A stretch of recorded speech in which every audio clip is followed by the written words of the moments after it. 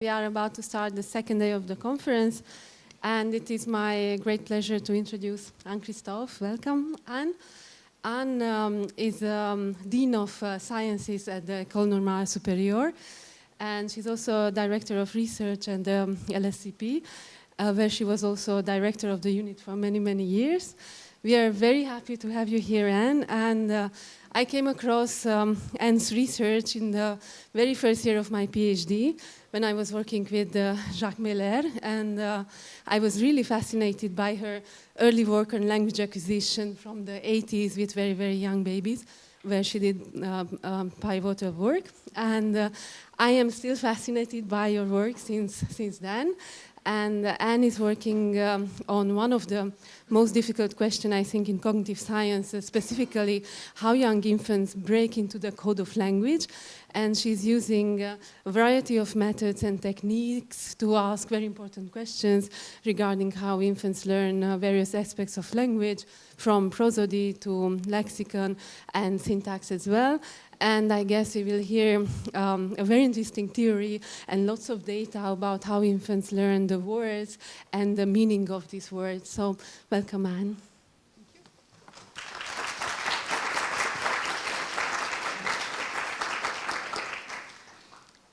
Thank you very much, Ágnes, for the very nice introduction, and thank you to the organizers for inviting me. I'm especially pleased to be here today at this very good conference. Can you all hear me in the back? It works if I stand here? Thank you. So, yes, I'm going to talk about how infants discover words and their meanings. And so, the question of how infants acquire words, if you think about what they need to do, they hear the continuous speech stream, and they have out of there to extract the units of meaning, which are words or morphemes. So first, they have to find out these word forms from the continuous speech stream. And to do that, they can use a bunch of cues. So one of them is phrasal prosody, and we're going to talk about this more. So this is the melody and rhythm of language, and it allows you to segment the speech into large units, larger than words, but this helps anyway. Transition probabilities, it's this idea that if a word is very frequent, then the syllables of this word will follow each other frequently. Like in the word baby, you have the syllable B that follows the syllable bay quite frequently. And so kids were shown to use this in order to find out where were the likely word boundaries when you have a drop in these transition probabilities, and many other different cues, which I won't get into. And once they've segmented something out of the speech stream, they have to figure out what is the likely meaning for that speech sound. And so here, again, lots of different ways to do this, so I won't get into all of them, but one of them is like cross-situational learning. So let's say you hear the word dog, and there's lots of things around you, and it's hard to guess what dog might mean. But the next time you hear dog, and then the next 6 times you hear dog, you might try to figure out, like cross-triangulate, figure out that, well, in many of these situations, there was a dog around. This is the common point between all these situations, and that's what would allow you to figure out that perhaps dog means dog. Also joint attention, which is very important, and even like natural pedagogy. So the people who are uttering these utterances might be paying attention to what you're paying attention to and naming the things that you're actually looking at this moment. And also you can follow their gaze, look what they're looking at, etc. And also the syntactic bootstrapping thing that I'm going to talk about, which is the idea that perhaps children could use the syntactic context of the novel word, the word that they don't know the meaning of, in order to constrain its probable meaning. And so this is an idea that was put forward by Lila Gleitman years ago when she was young, like this. And her idea is that words exist in context. So they're not like a dry lexicon, you know. And indeed, we all know that. Like she would give this example often. If somebody asks you, what does this word mean? Like your kids, you know, your kids ask you, what does this word mean? It's always hard to just give them a translation. Let's say they ask me, what does this word in English mean? Well, I don't know. I ask them, oh, in what sentence did you find this word? And then they tell me the sentence, and then I can tell you, oh, in that context, this is what this word means. Okay, so we're not very aware of it because we do it so easily. But really, a word in isolation loses quite a lot of its meaning. And so, because of this fact, Lila put forward this idea that kids could rely on the syntax of the sentences in which they hear a word to figure out the possible meaning for that word. And here's a simple illustration of how it might work. So if you have these 2 verbs, think and give, you can put them in sentences where they will each be very happy. So thinking will be happy in a sentence like, I think that he will come tomorrow.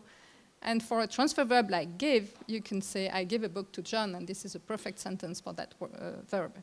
But then if you exchange the verbs, you see that these two sentences don't work anymore. They're considered ungrammatical by native speakers of the language. So you cannot say, I give that he will come tomorrow, or I think a book to John. And if you try to give a meaning to that second sentence, I think a book to John, well, you would have to move to a parallel universe where you can transfer objects with the power of your mind. And this is what it would mean. If you say, I think a book to John, it would mean, I transferred the book to John using the power of my thought. And there you see how the syntactic structure actually adds to the meaning of the word, right? So the transfer meaning is here in the syntactic frame. And then the semantics of thinking becomes the manner of moving, of transferring the object. And so there's been lots of experiments since Lila Gleitman's first discovery in the 80s and 90s, showing that indeed very young children, so these are just a few examples, very young children can use the context of the words that they hear in order to figure out their possible meaning. And so, of course, the question that this begs is, how did the kids manage to acquire the beginnings of syntactic structure, right? If they're going to use syntax to learn the word meanings, then they have to learn something about syntax first. And that this just pushes the problem a step back. So this is the problem that I want to address today. And people have been thinking about this for a long time again. So here I cite a paper from 1996. And there was this idea that two cues in particular could help children figure out the syntactic structure of their language. And that's phrasal prosody again, so the rhythm and melody of your language, which allows you to group words together in prosodic units. And the nice thing about these prosodic units is that they are not exactly syntactic units, but their boundaries coincide. So when you have a prosodic boundary, then you also have a syntactic boundary. And the function words and function morphemes, so that's the articles, auxiliary, word endings like ing in English, etc. And these two together could help children figure out some aspects of the syntactic structure of their language.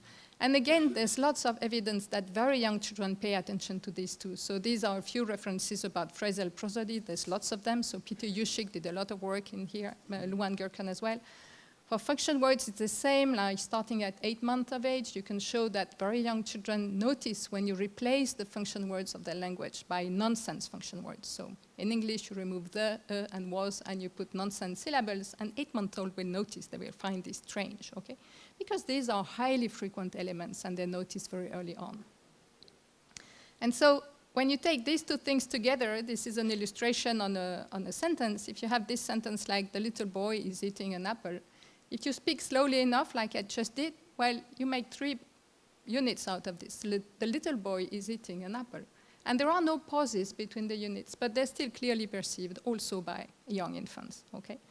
And the way they're marked is they each have their melodic contour, and there is some lengthening at the edges here, okay? And so you have these 3 prosodic units. The things in blue are these highly frequent syllables that correspond to the function words and morphemes that we know kids identify very early.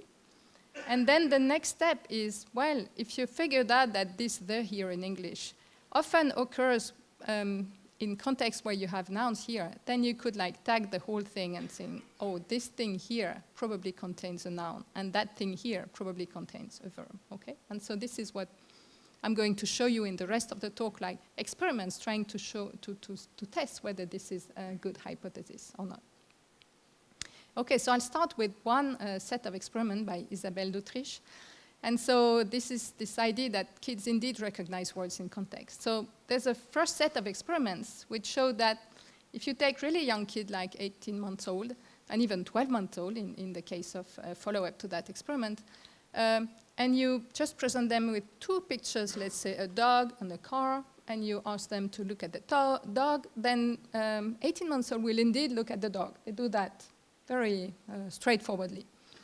And then you have these 2 conditions. Either you say, look at the dog in the way you would normally do, and they look at the dog quite fast, or you say, look at dog. And there is just this small pause where the could be, and it's the exact same timing and everything. In that condition, the kids are slowed down. So if the is missing, they are slowed down. So it makes them, it facilitates it's easier for them to access the word if it occurs in the normal context in which it could occur, which suggests that kids use the context to anticipate what will come next. And so there's another interesting piece of evidence that was found by Dan Swingley and Dick Aslin here in 2007. And at that time, Dan Swingley was trying to work on the exact kind of lexical representations that kids had. He was working on mispronunciations, because there was this idea in the literature that kids were not very particular about words. Let's say that dog and tog, initially, they might consider to be the same word. And he had these very clever experiments showing that, no, they're not the same. So if you say, look at the dog, and there's a dog and a car, and look at the tog, and there's a dog and a car as well, they will still look at the dog because it's the best thing that there is there. No, it sounds more like dog than car. But they will take quite a lot longer to get there. So he showed that indeed they know that tog is not such a good exemplar of dog. But then he tried to go further and teach a novel meaning to that word tog, which is a neighbor of dog. And here he found that 18 months old, they're pretty old, they failed miserably. They would never learn the meaning for tog. And he really tried hard. He did like many experiments and they just don't. And so this initially everybody found strange. They thought, well, we know that from the age of 6 months, they can perceive the difference between de and te. So why cannot they learn another word for tog? You know, what is complex in here? And yeah, people were like struggling a bit with this idea. I didn't like this result very much myself, you know, because we had this idea that first kids learn the sounds, and then they learn the words, and then they can move on. Okay, so here, they're learning the words, and they don't even using their knowledge of the sounds. So something was wrong. And the idea that occurred to us, so Isabelle and also Dan Swingley, was that perhaps the problem of the kid was not that they were confused, but that they were good statisticians. So now, and I'm looking at Erno Teglas because he has these great experiments on kids being good statisticians. So now imagine that you have this whole area where the words are, a phonological space. And you have all the words here. Now you're a baby, you know, like maybe 10 or 20 words. So you know dog and car and baby, and they all spread apart, right? This space is very sparsely populated because you don't know many words. When you're an adult, of course, it's completely crowded and there's words everywhere. But when you're a baby, there's not many words there, and they're very far apart. And now if you think about that, what's the probability that the next word you learn comes really close? You have dog here, and right next to it comes another word. It's actually not very plausible. And that's maybe what the kids are doing. This is what we hypothesize. They think, oh, there's something fishy here. Why should it be so close? Maybe dog can be pronounced tog in some circumstances. And indeed, languages do that all the time. You know, they change the sound of the words depending on the other words that are around it. And so in order to test this, we had this idea of using the syntactic context, right? So imagine now that this space here is the space for nouns, the things that occur in sentences like look at the and this is a And here, in another plane, you would have the space for verbs, the things that occur in sentences like it's raining, okay?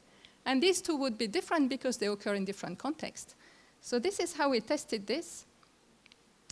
Just like Dan Swingley in his original experiment, we had this condition with a noun neighbor. So it's a tog, which is a neighbor to dog. In French, we use this word canard, which means dog, and change just the first phoneme to become un ganard, okay? And then the other condition is a verb neighbor. So we take a verb that kids know really well. This is the verb parti, which means gone, and they know very early on. We change just one phoneme, and it becomes un parti.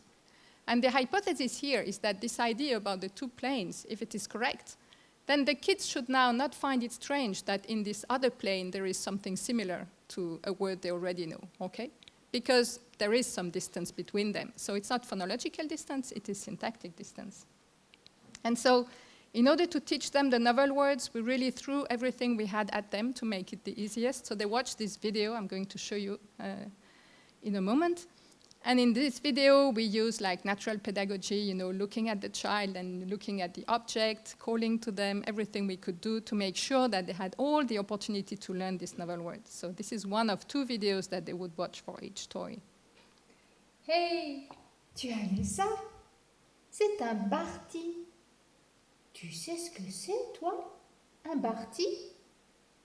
Un barti, ça a des grandes oreilles, regarde. Et un Barty, ça a aussi un grand nez ici. Tu as vu comme il est joli, ce Barty? Okay, so they love the videos, right? And then we had these two conditions, the noun neighbor, as I told you before, and Ganard, and the verb neighbor. And you're going to see the noun neighbor in red and the verb neighbor in blue in the results. So this is the results of an eye tracking experiment. They have a choice between these two guys here, one on the left, one on the right, and then they're asked to look at one of them. So the red curve shows their results when they're asked to look at un Barty, okay, un Ganard, the noun neighbor. And what you see here on the y-axis is the proportion of looks towards the target picture, so this one for the Ganard, okay? And since there's only two objects, chance is at 50%. And you see that the red curve remains at 50% for the whole duration of the trial, right? They never look at the correct one. So we just replicate the previous result by Dan Swingley. They're thinking hard, right? They can't decide.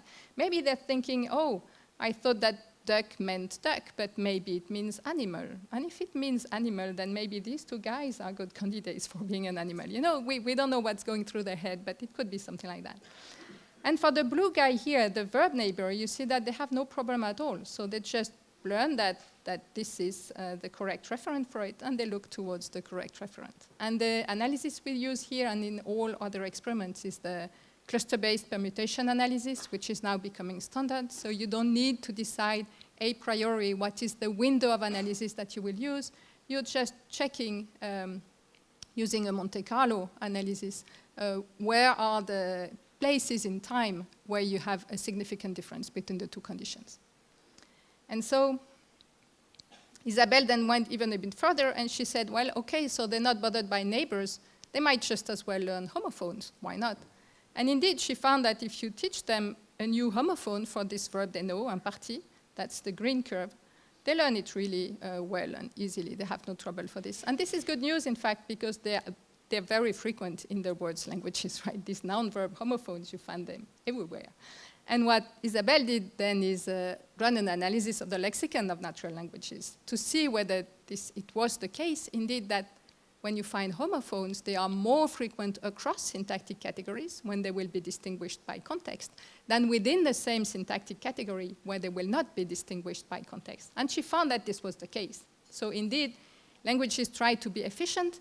It's efficient to reuse the same word form because you have just, you don't have that many phonemes, you don't have that many syllables, and if you want to have each word that is distinct from all the others, you're going to have to use very long words, and we don't like that because then it takes a lot of time to produce, and then the listener has to wait for all that time. So we like to reuse the words, and it's efficient to reuse them in conditions where people will not even notice that they are ambiguous words. And this is one of the very good cases for this. Okay, so far we've shown that these 18 and 20 months old, they're sensitive to the context, the syntactic context in which novel words occur. And from other experiments, we also know that when they reach the age of 2, they can exploit this context to infer the probable meaning of a word they don't know. So if they hear it in a noun context, then they will think that it refers to an object, and if they hear it in a verb context, then they think that it refers to an action, which makes sense because this is more or less what happens in real life, with some exceptions. And so, of course, in the examples I just gave you so far, the context was optimally helping because there was always a disambiguating function word just before the word that they had to categorize. But in real speech, it's not always like this. You can have sentences even like this, where you have the same words. And so Blix here is preceded by the word baby. Blix is a novel word. And depending on the prosody now, you can make this a noun or a verb. So if I say, do you see the baby Blix? Then I'm talking about Blix, which can become in very small forms, and then they're baby Blix. And if I'm saying this one here, do you see the baby Blix? Then the baby is doing the blicking, and blicking is an action. Okay, so this just shows you how prosody in some cases can help you constrain the syntactic structure of the sentence. And before I turn to experiments exploiting exactly this kind of sentences, I'll make a short parenthesis to show you that generally phrasal prosody is used by young children in order to figure out, to constrain the interpretation of the sentence. So These are experiments that were run by Laetitia Kohlberg, who's sitting just here, and she will present another experiment of the same kind this afternoon, so about prosody, different sentences. So if you have a sentence like this, the tiger hits the duck too. Actually, this one is ambiguous, depending on the prosody you put on it. So it can be either a sentence like this, which is the one most people will think about, like the tiger hits the duck too. And in that situation, the tiger was hitting the rabbit, and now it's also hitting the duck. And you would utter a sentence like this: the tiger is hitting the duck too. But you could also have another situation and another prosody. And now, so the tiger was hitting the rabbit before, and now the duck is also hitting the rabbit, okay? And then you would say, in French, it's very common, the tiger hits the duck too. So instead of saying the tiger hits, the duck hits too, you elide the second verb. You don't repeat it because it's unnecessary. And so if you say the sentence like this, then kids should look at this video rather than that video. So this is exactly what Laetitia tested in an experiment. Again, eye tracking experiment, choice between two videos, and then they hear that sentence repeated twice. And what you see here is, again, the timeline on the x-axis. Here on the y-axis, the proportion of looks towards the two-agent video. So when the gaze goes, well, when the curve goes up, it means that they look more at this video where the two people are agents. And when the gaze goes down, they look more at this video where there is only one agent hitting two patients, okay? And what you see indeed is that there's very large time windows in which when they hear these tripping sentences, kids look more at this video compared to when they hear the simple transitive sentence, okay? So this just shows you that kids can use the phrasal prosody of the sentence to constrain its interpretation. And now to go back to the nouns and the verbs, so this is the baby Blix example. In French, you can use this word souris, which means either mouse or smile. And there's many like that also in English, like ring. So you can ring somebody and you can wear a ring on your finger, okay? Many also in the vocabulary of very young children, they're easy to find. And so if you have these two sentences, you can say either regarde le bébé sourit, and I'm saying look at the baby mouse, or regarde le bébé sourit, and now I'm saying look, the baby is smiling. And so when you did that, these are 20-month-old. You see again, so this is proportion of looks towards the noun picture. When the curve goes up, they look more at the mouse. When they hear the sentence with the noun prosody, they look more at the mouse. And when they hear the sentence with the verb prosody, they look more at the baby smiling here. And the funny thing about this one, just to show you how these homophones don't pose any problem, is that before running this experiment, we also had a bunch of adults do it. And so when we run adults, we just sit them here. We say, you know, you're just being the control for the baby, so we're not going to tell you anything. You just sit here and you do whatever you like. And so they sit here, and they're good people, so they just watch the correct place. They here look at the baby mouse, and they watch the baby mouse. You get the right ceilings. It goes like this, baby mouse, blam, and they stay here all the time. And then after the experiment, we debrief them. We say, okay, did you figure out what this experiment was about? And they say, no, we had no idea. And then we say, you know, there were some words that were ambiguous. They had two meanings. And they were, oh, really? But there's nothing in common between a rat and a baby. You know, so they were like, they had no idea these words were ambiguous, okay? If they're in the correct context, you just miss it entirely. Okay, so these are what the French babies are doing. But so far, I'm just showing you that they can use the prosody to reach the correct interpretation when they already know the words. But what we want to know is whether they can also use it when they're trying to learn a novel word. Okay, so this is what Alex de Carvalho did next. These are 18-month-old. And in that case, he used an experimental design, a very clear one, that was developed by Angela Hay and Jeff Leeds. And these are collaborators on that study. And so with the 18-month-old, you can't just present them two videos at the same time because they get confused. It's too hard for them to process. So we had to find a simpler experimental design. And this one is habituation, dishabituation. They see just one video at a time. So on the first video, they see this penguin here doing some cartwheeling. And we teach them a novel word, like it's doripping, okay? A novel verb in that case. Oh, regarde, elle dorippe. Tu la vois qui dorippe? Okay, and it goes on and on and on until they stop walking at the screen, okay? So this can be really long. And then when they stop looking, they're uninterested. We switch to the second video. They see the same penguin, but now it's doing a different action. It's spinning. And on this one, we teach them a new noun, like it's a bamoule, okay? Oh, regarde, c'est une bamoule. Tu la vois, la bamoule? And again, it goes on and on until they look elsewhere. Then we present the first video again, then the second video again, then the first, and so on, until their looking time decreases significantly relative to what they were doing in the beginning of the experiment. And so we adults, if you're a French native speaker, French speaker, when you hear the verb here, well, there's not much on the video, so you think that probably the verb is an action, and probably it's this kind of cartwheeling action, okay, that we're referring to. And when you hear a novel noun, like here, well, you think it's a noun, so probably it's an object, and, well, the main character is the penguin, so probably bamoule means penguin, okay? This is the standard inference that you would make as an adult. And how to test whether kids are making the standard inference, the same inference. So this is where Angela and Jeff Leeds were so clever. They thought that they could just exchange the two soundtracks of the two videos.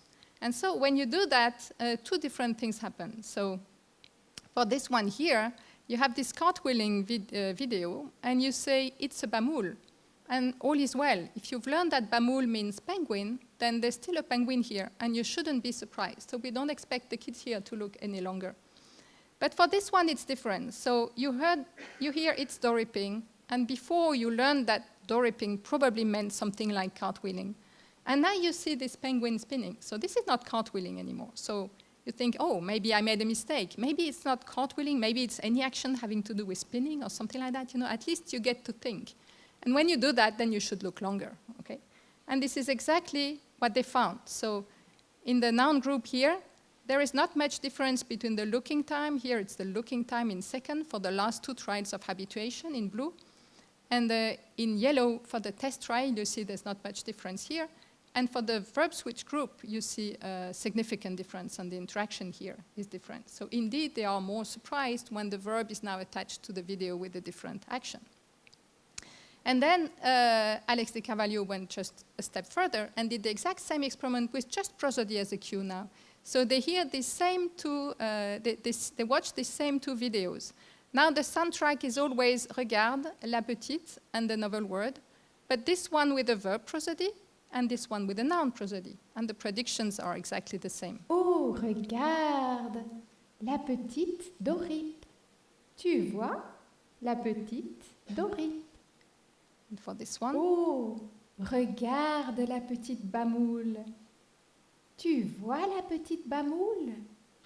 So it's the same strings of words, just the prosody changes, same predictions, exactly the same experimental design, and the same results. So these 18-month-olds do exploit the prosody together with the function words to figure out that this thing here is surprising because it violates their expectation about the meaning of the novel word. Okay?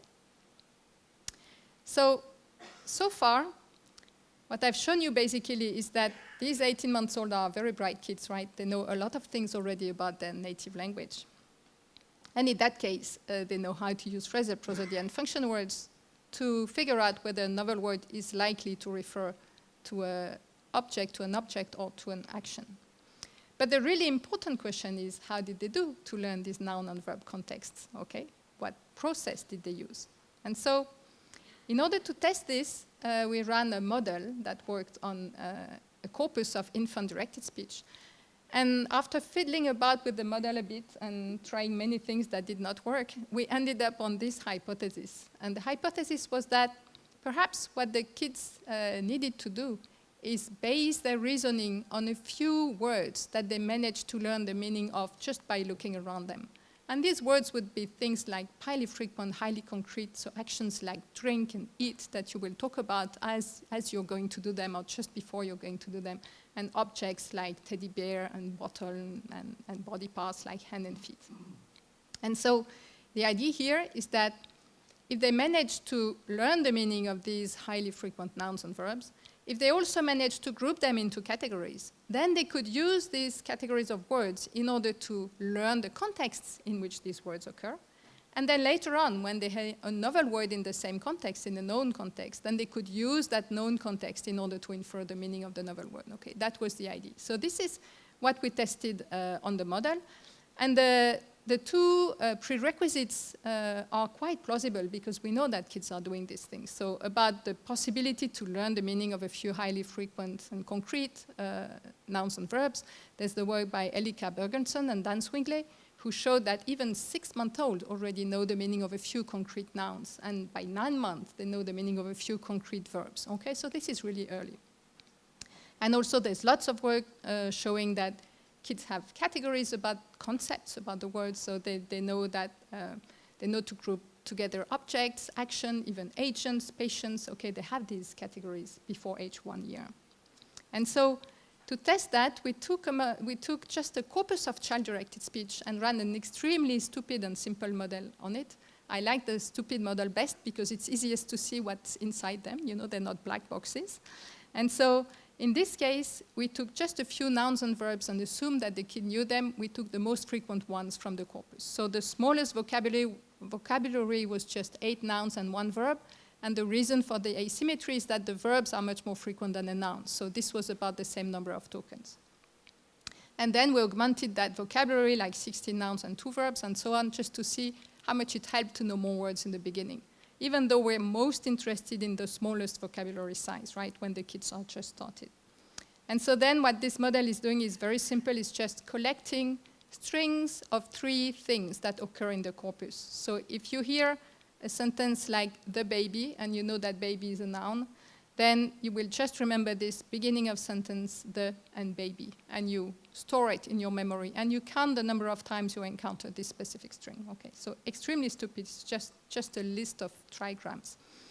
And then we test it on a novel test corpus, a corpus that it hasn't seen before. This model stops on every word that is not too frequent. Why this? Because a word like the here is not particularly interesting because it is one of the function words, and we know the kids have already identified them as function words. So we're not trying to categorize the. But when you find chat here, cat, then in order to try to figure out what its plausible category is, you look at its immediate context of 2 words, and then you retrieve from the big database what is the thing that occurred after that most frequently. So if it happened to be a noun, because you heard many of these things before, then you will say, I think that cat is a noun. But sometimes you might reply with a specific item. So maybe you found giraffe most often in that situation, and then you will just say, oh, I think this thing is giraffe. And then we would count it as a mistake. And so to check the efficiency of this model, we compute 2 very traditional measures. So precision is the number of hits divided by hits plus false alarm. It tells you when the model gives a noun response, is it correct or not? And recall is hits divided by hits plus misses. And this one tells you how many times the model failed to respond when it really encountered a noun. So if you have lots of hits, then you have a high recall. If you have lots of misses, then the recall will be low. And to present you the results quickly, so on the top, you see the precision for nouns and for verbs. At the bottom, the recall for nouns and for verbs. On the x-axis is the size of the vocabulary. So V0 is the very small vocabulary, and then it goes up. And so 2 interesting things here. First, the precision is very high, independently of the size of the vocabulary. So even when you know very few words, you've learned very few contexts, these contexts are already going to help you. Okay, here precision is around 90% for verbs, between 80 and 90%, nouns 90%, and verbs between 80 and 90%. For the recall, we have a different story. You see that the recall in the beginning is very low, and then it increases as you know more words. It means that a baby will miss many of the nouns initially, but that wouldn't be a problem actually. A low precision would be a problem. So if you think, oh, I found a new word, I think this is a noun, but actually you're wrong, it's not a noun, then you're going to make a wrong inference, and that's bad. But if you get a sentence and you say, well, in that sentence, I have no idea, I don't have any preconception, then it doesn't hurt you so much, you just wait for the next sentence. So the characteristics of this model, why it is successful in that way, I think the most important one is that it categorizes words in contexts. So this model is not bothered by homophones because it is not trying to build a lexicon. You know, the output of it is not a list of words saying, oh, rain is a noun or rain is a verb. That would be wrong anyway. Nobody can do that basically. And that's why when you consult a dictionary online, you have so many examples telling you how to use that word, right? Because the word in isolation doesn't help you so much. So because it categorizes words in context, it says things like, oh, ring in that context, I think it is a noun. And this is much more helpful to the child. Having the semantic seed is highly efficient. This is also showed in comparison with other models, because then you know how many categories you're trying to make and stuff like that. You can also integrate phrasal prosody into it. And so all this shows us that this mechanism is plausible, right? There is information that kids could use. But what we want to know is do they really learn that way, right? Do they do that? So in order to test this, we can't just look at what they've learned, because we want to look at the mechanism. So we have to teach them something new. And in that case, we have to teach them novel syntactic context, because we're trying to figure out how they learn this syntactic context. So this is what we did here with Mireille Babineau. And the way we did that is to use pseudo-French. So we took normal French with all the French vocabulary, prosody, grammar, everything. And then we added just one function word. The reason why we did that is that if you teach them an entirely novel artificial language, it takes a lot of work and effort, and you can go very young, okay? And so with pseudo-French, it's much easier. We just show them this video again, and they listen to this story happening with there's a pig, you see, and a turtle. And in one condition, this novel function word here, co, replaces pronouns. So it will occur before verbs, like co wants to play. In the noun condition, it would replace articles and occur before nouns. And so the two versions of this video are very similar. It's basically the same one, just the position of these co changes. So I'll play it to you so that you get an idea. Le cochon, qu'o veut encore jouer avec la jolie tortue, qu'o fait rouler la balle, comme ça. Alors, la tortue, qu'o la pousse vers le cochon. Okay, and the second version of it, the noun version. Qu'au cochon, il veut encore jouer avec qu'o jolie tortue. Il fait rouler qu'o balle, comme ça. Alors, qu'o tortue, elle la pousse vers qu'au cochon. Okay, so as you see, it's the same story. It's just the position of the code changes. And then at test, they all see the same thing, two groups of infants, okay? They watch these two videos. So in one of them, this young lady is performing a novel action, something like this. In the other one, this other young lady is just showing a new object. She's looking at the object and at the camera and not moving otherwise. And then they hear the same sentence. Oh, look, Kovács. And what we expect is that the verb group kids, when they hear this, they should think, oh, Kovács, this is the same kind of context that I heard want and play in. So maybe this is also an action word. And look at this video here. And the noun group, when they hear Kovács, they should think about ko-pig and ko-turtle and look here at the novel object, okay? And this is what we found. So here, these are 3 to 4-year-old. At the end of the video, we also asked them to point. This is the pointing responses. It's a proportion of points toward the novel action video. And you see that the verb group in purple points more often to the action video than the orange group, the noun group, okay? And for the eye gaze, we find the same kind of result here. So after they hear the critical word in the critical context, in that case, the kids from the verb group look more towards the action video than the kids from the noun group, okay? So this shows us that these kids indeed can use the words they know in order to learn a novel syntactic context, and then use this syntactic context in order to infer the probable meaning of a novel word they don't know, okay? But these are pretty old kids, right? 3 to 4-year-olds. I'm selling you something to do syntactic bootstrapping with really young kids, so this doesn't work. We wanted to do this, of course, with younger kids. We cannot because we have to present these 2 videos, and that's too much for young kids. They're overwhelmed. It doesn't work. So we had to make it simpler. This is how we did it. I won't tell you right away what the manipulation here is. You will have to guess. You'll be the babies. And so in that case, we're going to teach them 2 novel function words. There's ko and there's ka. And to help you, I'm telling you before you see that video that the test phase will be like this. You will hear, oh, look at Kobamoul, and you will have a choice between these 2 things here, okay? So here's the video. Tiens, regarde qui revient. C'est Colapin. Il a entendu Copoule rire. Colapin appelle poule. Youhou. Dis, tu me racontes ton histoire? Monte dans 4 acteurs avec calibre. Oh. Oh, c'est dur avec calibre. 4 acteurs est trop haut. Attends, je vais t'aider. Hop. Et voilà.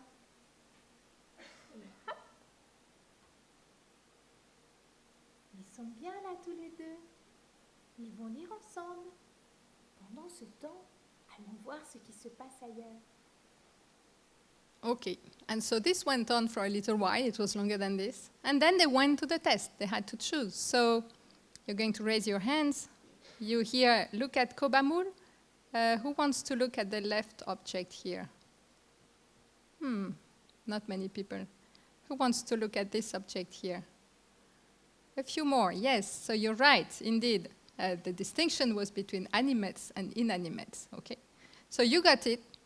Some adults get it when they have the full training.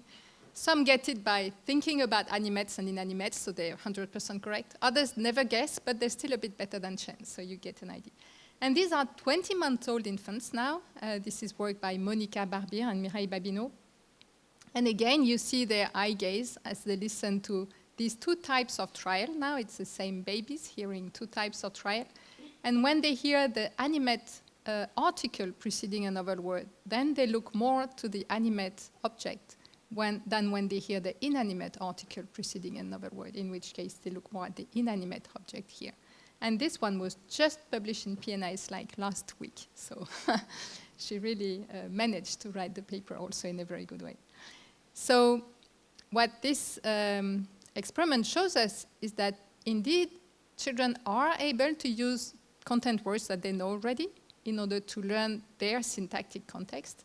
And then they are able to use this syntactic context to guess the probable meaning of novel content words. So this is indeed what we were trying to show that they could do.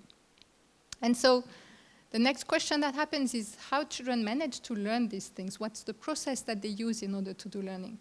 And what we think is that perhaps what children do is that just like adults and just like everybody and other organisms as well, they always attempt to predict what is going to come next. And so you're attempting to predict what will come next.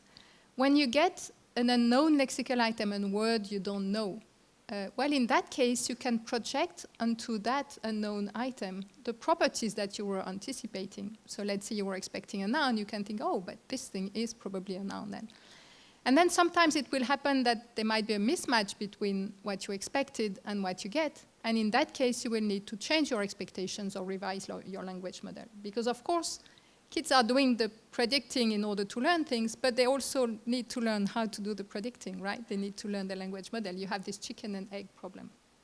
And so I'm going to show you in the time that's left, which is not very much, I think, just quickly a few experiments trying to show whether kids indeed do this predicting to learn thing. And so, oh yes, and I didn't mention it, but all the experiments that have these 3 little tags here, and it was most of them, means that they're pre-registered, the data is open, and the materials as well. And for all recent experiments, we do that systematically. I think it's good scientific practices.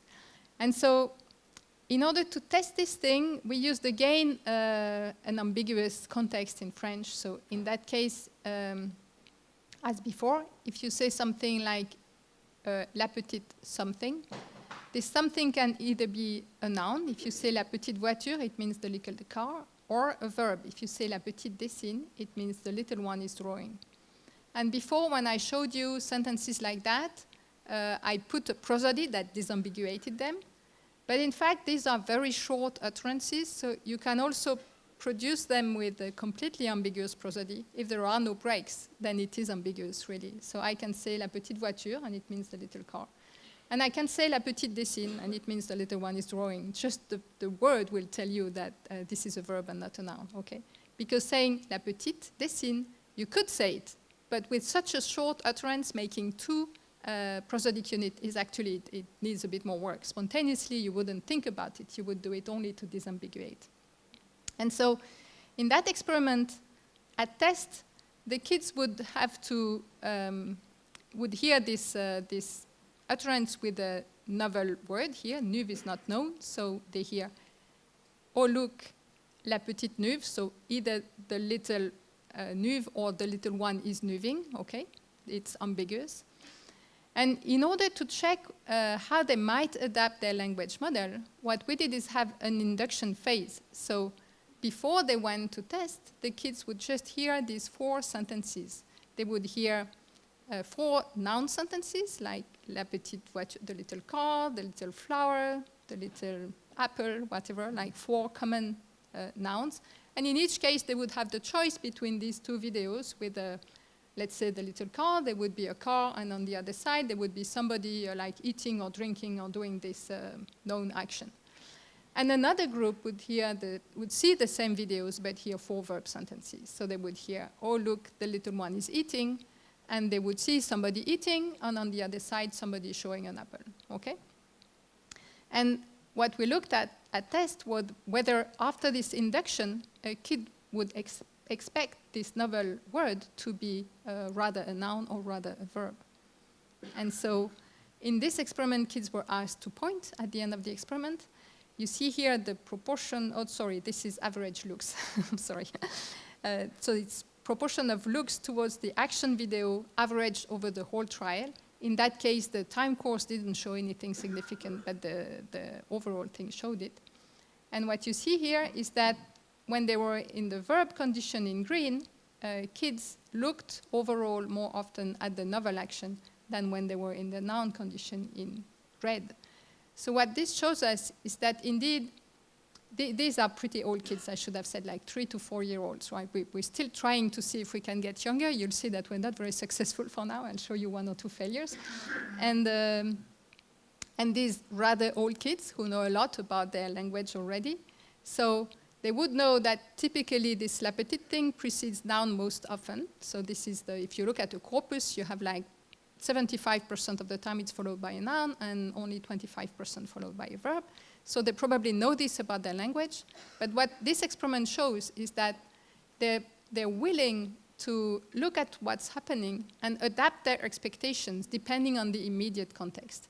There's still something that we're thinking about how do they integrate immediate context, even knowledge about the speaker, knowledge about the situation, and long-term learning, like this is how my language behaves independent, like across many, many different speakers, right? There's still this scale question that we don't really know how to address. And then, as I was telling you, we've been trying to do that with younger kids. So again, with the younger children, you cannot have the 2 video display because it confuses them. They don't work with this.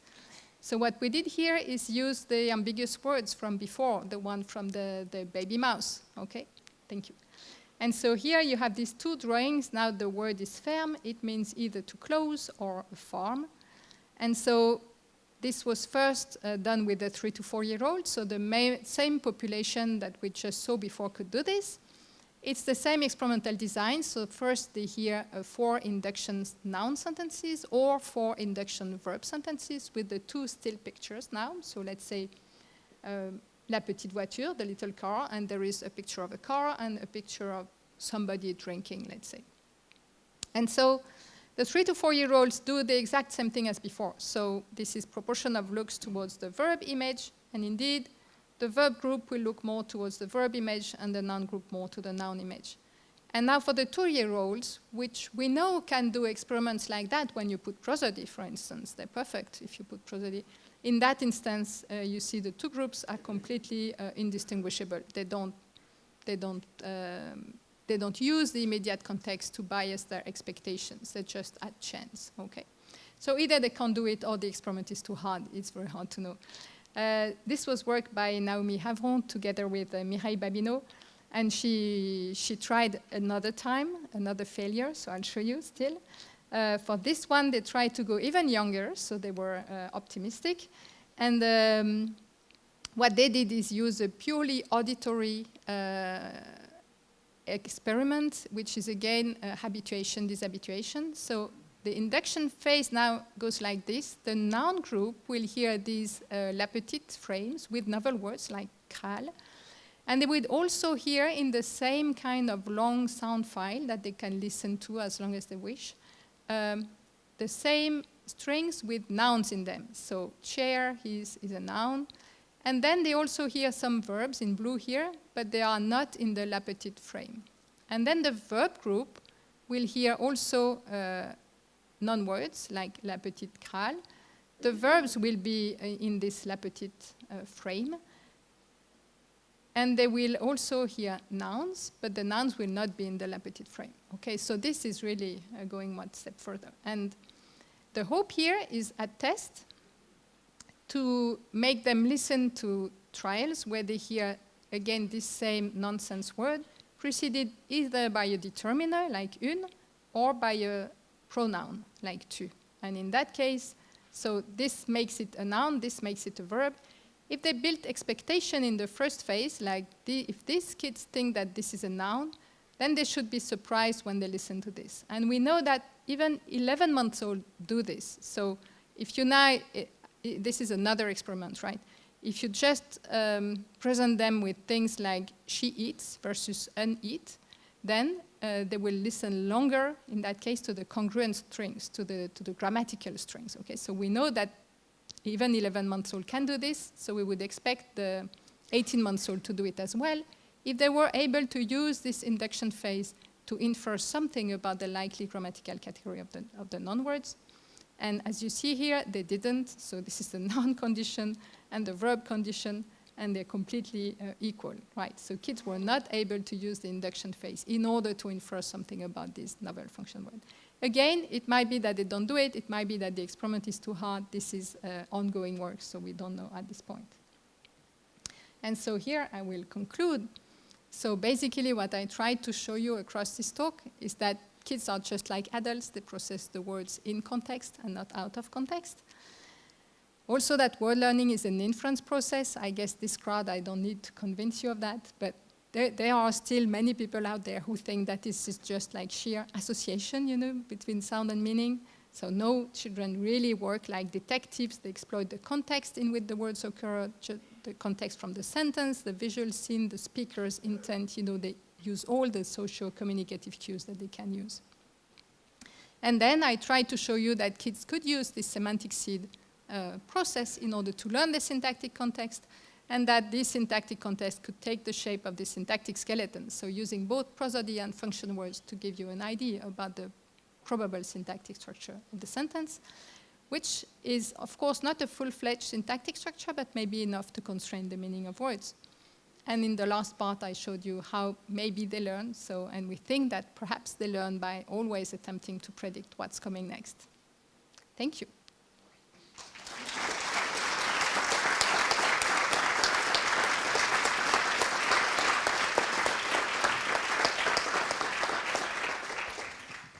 Thank you very much for the wonderful talk and the wonderful results. Now the question period, questions or comments.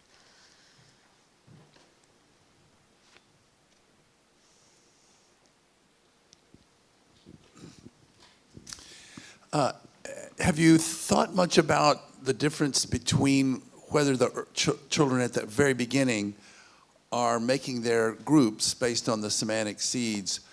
Could you just call them object words and action words rather than nouns or verbs? I mean, I know it depends on how you define nouns and what they do and how they function in complex syntax, but could you get away with that with most of the stuff you talked about at the early age, just calling them object words and action words or something like that? Yeah, exactly. And in fact, when we write about this in papers, we do call them object words and action words because there is no proof whatsoever that there is anything more abstract than that.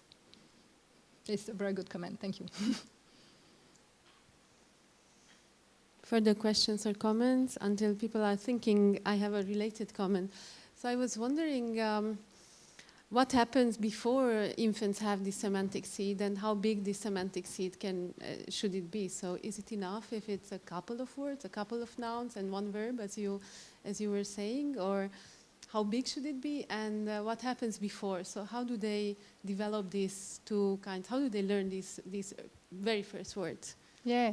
So when you look at lexical development, whether you look at just the MacArthur CDI or more direct measurements of really the words that kids know, like Elika Bergelsen did, you see that the initial raise in number of words is really very, very, very slow. So 6 months old, they know very few, and they don't know much about them. So like the effect is significant, but it's really a tiny effect each time. And then at some point, they really blam, it goes up. So it seems that at some point, they really switch gears. And they found a much more efficient way in order to learn novel words. Or they mature, it's hard to know. But what I think is that this very slow phase corresponds to the time when they don't have much else to learn the words. And they really work mostly by, and even the joint attention is not so good at 6 months. You know, it's like they really learn just by sheer repetition of these words together with the relevant context. And that's why it would work only for highly frequent and very often named things. Like body parts is a very good instance, at least in the American culture. I don't know if it's there elsewhere. Because when people take care of babies, they tend to name their body parts and to touch them, so they have more evidence that this is the case. So yes, I think that when they initially start, the process is very slow because they have just the cross-situational learning to go by, basically. And this is not a very efficient process, but not completely useless either. So they learn very slowly and very little, but whatever they learn will then help them to learn faster later on. That's what I think. And that's why maybe you observe this very large increase in vocabulary very suddenly. And there was even like, when I was presenting this in Maryland, one of the linguists there said, oh, now I know why we have morphosyntax and it's such a pain to learn, and why do we need morphosyntax anyway? And he said, maybe that's to allow human beings to have these huge vocabularies, because that's one of the major differences between human languages and other languages. Thank you. More questions? There's one in the back. Yes, hello. So I was wondering what you think about, what infants think about the function words, how they learn these frames, and then do you think they start off with an initial hypothesis, or is this then inferred from the semantic seed that is nouns and verbs? What are your thoughts on that? Sorry, can you repeat the last sentence? I didn't hear properly. Whether the meaning of the function verbs words is inferred from the semantic seed, or whether infants start off with some hypothesis. Yeah, I see what you mean. So then, of course, these function words, they're not all equivalent. If you take all determiners, for instance, there are differences between determiners, and at some point, kids have to learn this, like indefinite versus definite determiner. I have no idea how they would go about this. And actually, for the kind of work I presented here, it's sufficient that they are just frequent syllables. I mean, that they don't need more than this to do it. And that's what the model was doing as well. So when I told you we tried different things with the model initially, so initially we tried to make the function words important. And we said, okay, we're going to make them important by just selecting the, 100 most frequent words, syllables, 100 most frequent syllables in the corpus, and pretend that these are function words and they play a special role. And we never got anywhere with this. And in the end, we dropped it. We used the semantic seed instead. And what we found is that in the very frequent context, the ones that were doing most of the categorization work, we did find the function words there. But just because they were frequent, they didn't have to be anything else. So in that moment in time, in the age range of which I'm talking about, they're really just highly frequent syllables that occur, that help you to figure out what kind of context it is. Later on, you will have to learn what the function of this function word is more precisely. Okay, thank you.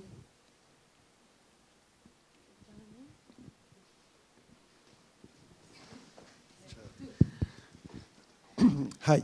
I was thinking that your model seems to be working very well, of course, for the here and now.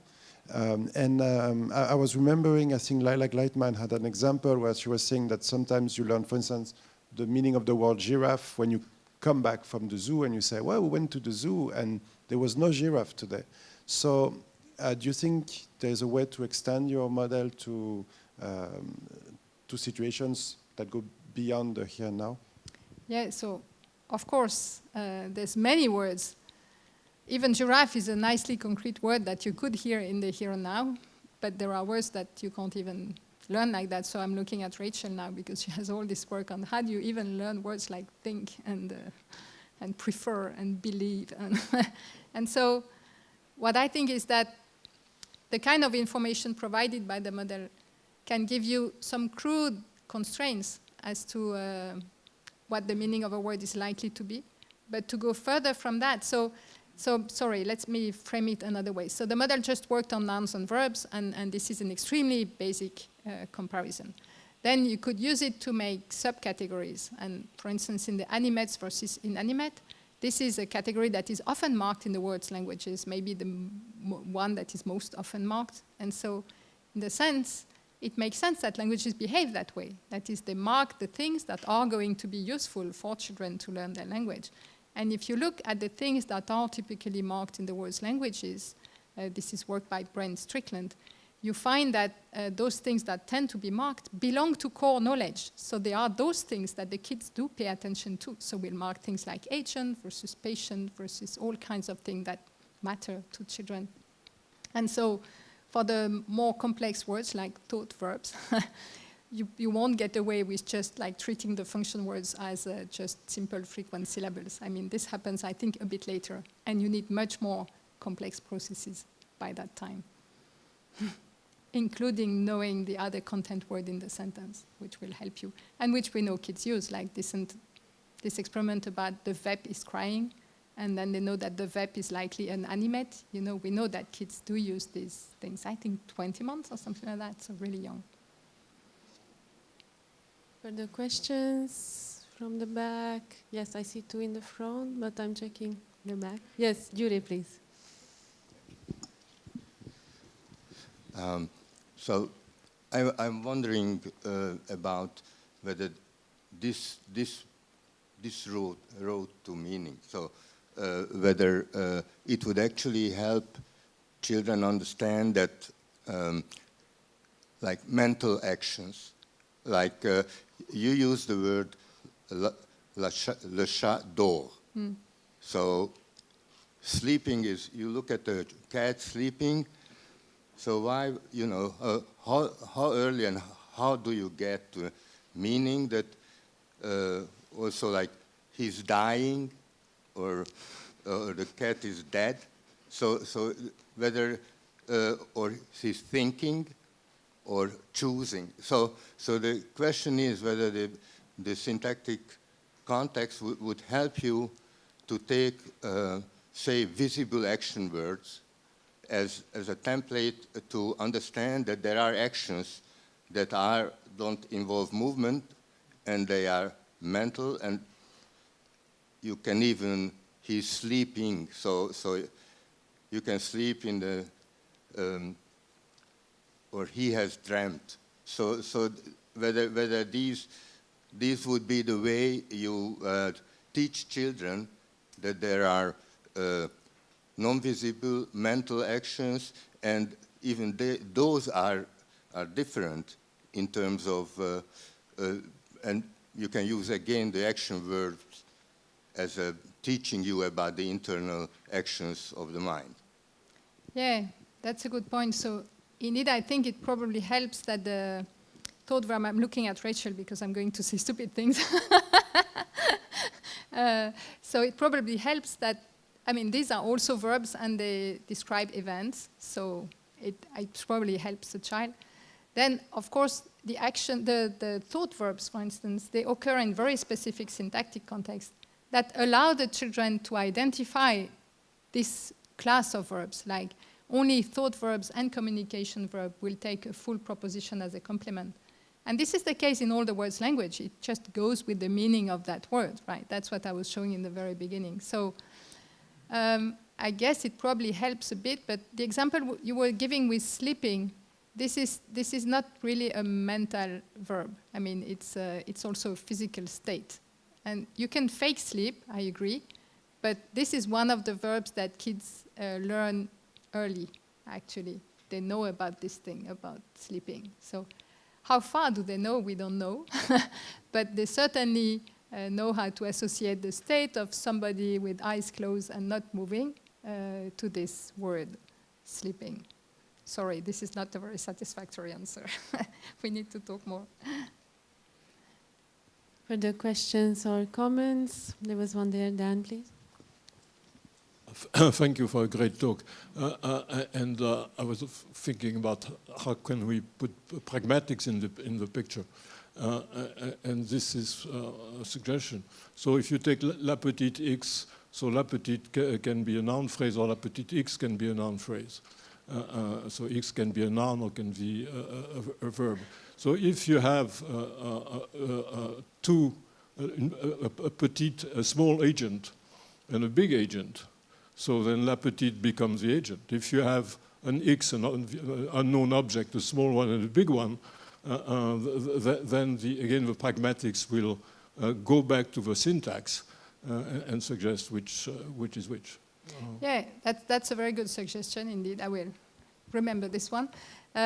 But about pragmatics, there's also a lot of work on it. So Valentin Hackard, for instance, has a lot of work on how you could use pragmatics in particular to learn about the thought verbs. I mean, those that are much harder to, you don't get much visible information. So pragmatics is another very useful source of information.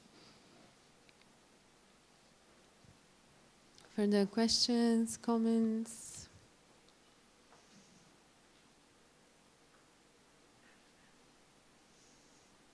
Not sure I see everyone. In case there are no questions, last chance to ask a question. Then, if there are no questions, here's a question. No. Then we should thank again Anne for the wonderful talk. Thank you very much.